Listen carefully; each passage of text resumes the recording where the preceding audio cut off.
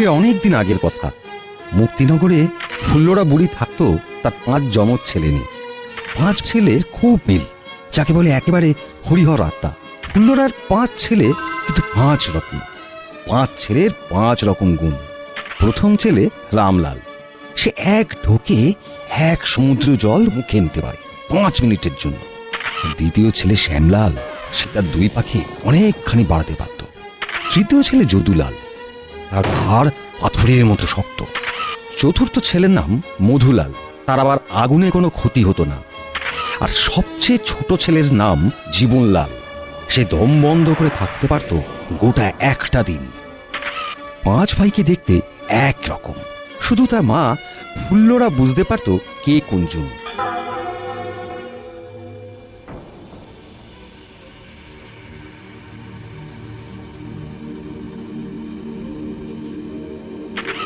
পাঁচ ভাই গভীর রাতে সমুদ্রে মাছ ধরতে যেত।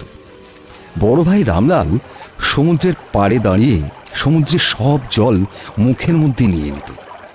ভাই সব শোনো, আমি সমুদ্রের জল মুখের মধ্যে পুরে নিচ্ছি, তোমরা তাড়াতাড়ি মাছগুলো ঝুড়িতে পুরে উঠে আসবে, কেমন? তুমি প্রতিদিন এক কথা বলো কেন দাদা? আমরা কি 1 মিনিটও দেরি করেছি কোনোদিন? আমরা তৈরি দাদা।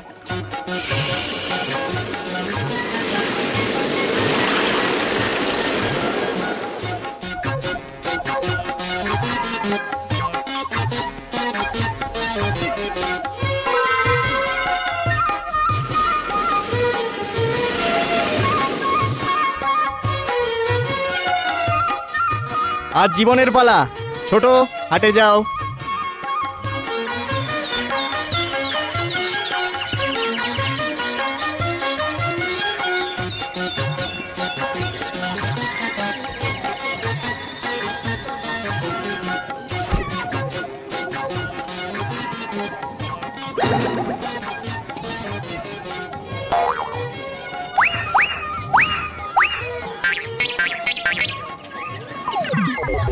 তুমি প্রতিদিন মাছ পাও কি করে বলো তো?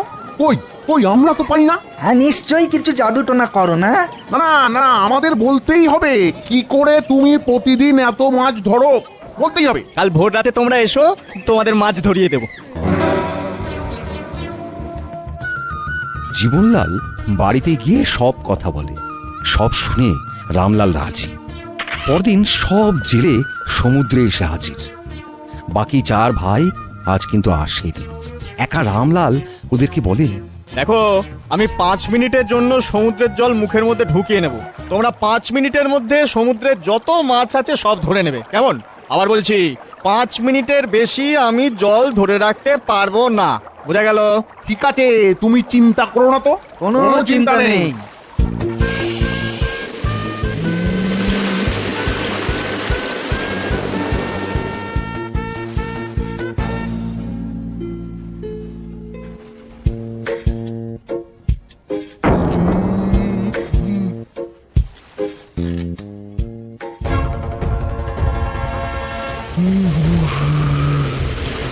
বাঁচাও বাঁচাও বাঁচাও বাঁচাও, ডুবে গেলাম, বাঁচাও বাঁচাও, ডুবে গেলাম, বাঁচাও বাঁচাও বাঁচাও বাঁচাও। গ্রামে হাহাকার নেমে এলো। জেলেদের পরিবারের সবাই রামলালের নামে রাজার কাছে নালিশ জানালো।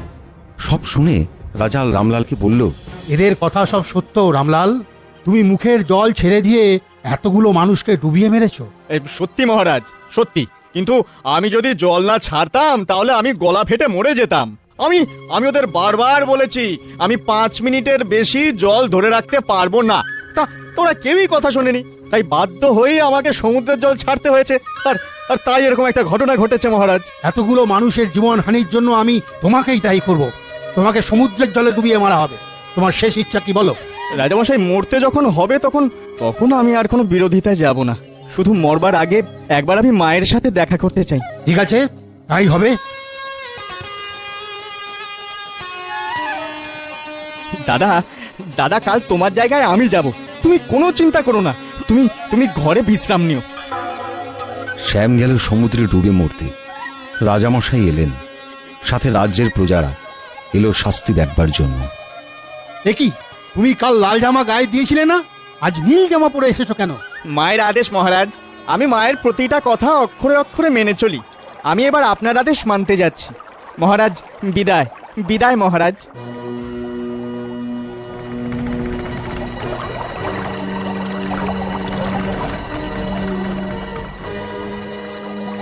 এই এটা কিরকম হলো? পায়ে কি রবার লাগানো আছে নাকি গো?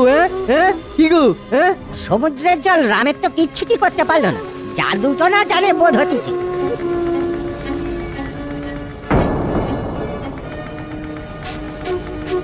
কাল রামের গর্দান নেবে আমার জল্লাদ।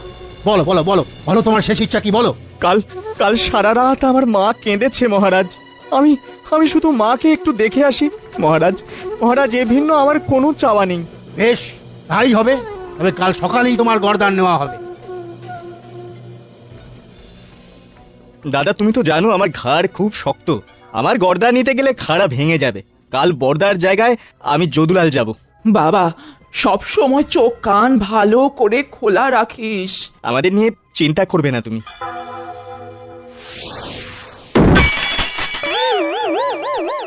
এটা কিরকম হলো?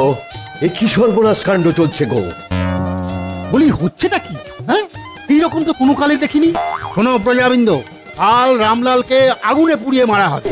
মহারাজ, মহারাজ, আগুনে আমার নিস্তার নেই আমি জানি। তাই মায়ের সাথে শেষবারের মতন দেখা করে আসতে দিন। ঠিক আছে ঠিক আছে, এক রাতের জন্য তুই মায়ের কাছে থেকে মাকে দেখে এসো। কি হচ্ছে বলো দেখি? কিছুই তো বুঝে উঠতে পারছি না গো। হ্যাঁ জলে ডোবালো, পা লম্বা হলো, হাড়ি কাটে মাথা দিল, খাড়া ভেঙে গেল। ওই রামলাল জাদু টোনা জানে। হ্যাঁ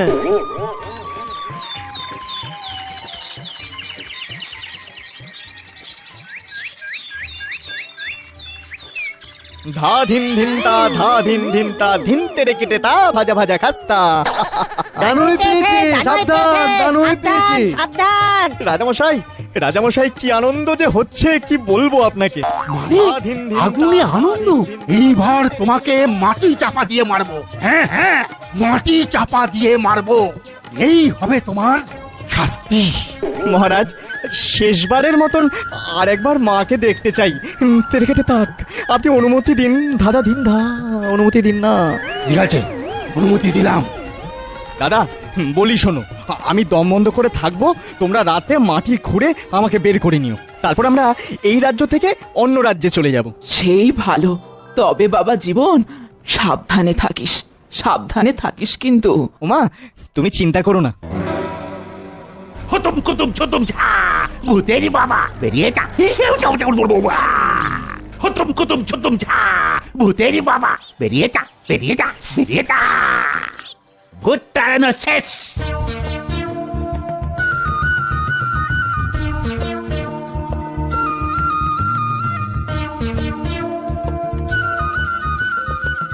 এবার গর্তে ফেলে দিন, ফেলে দিন। অবশেষে পাপের শাস্তি হয়েছে। এই চলো সবাই।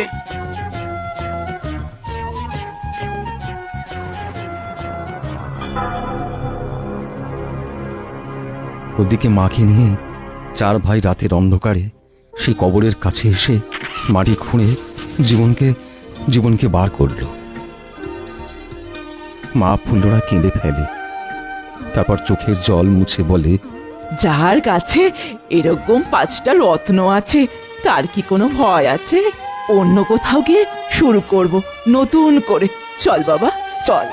তখন মেজো ছেলে শ্যামলাল চার ভাই আর মাকে কাঁধে চাপিয়ে লম্বা লম্বা পা ফেলে ওই রাজ্য ত্যাগ করল।